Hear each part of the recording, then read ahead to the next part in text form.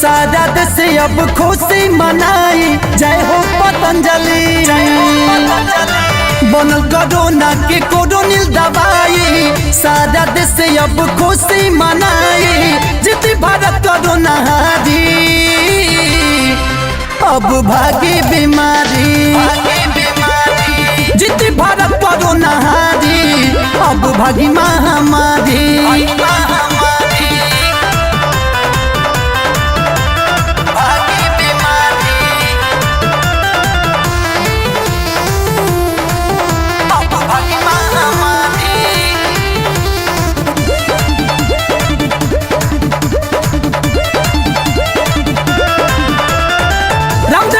के बनावल ह दवाई 100% लोग ठीक हो जाई।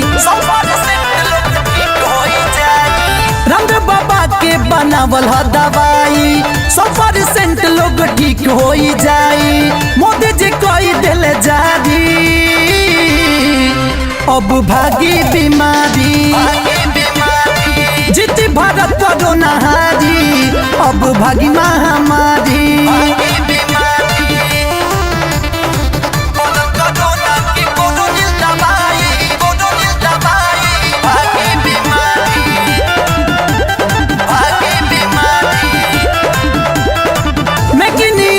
के हवे कमाल हो, चीनी कोरोना के खत्म होई चाल हो।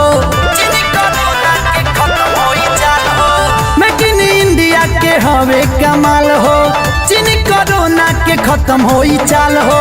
धनंजय चीनी के चप्पल खूबे मारी, अब भागी बीमारी, जीती भारत कोरोना हारी, अब भागी महामारी। बनल कोरोना के कोरोनिल दवाई, सारा देश अब खुशी मनाई, जीती भारत कोरोना हारी, अब भागी बीमारी, जीती भारत कोरोना हारी, अब भागी महामारी। रामदेव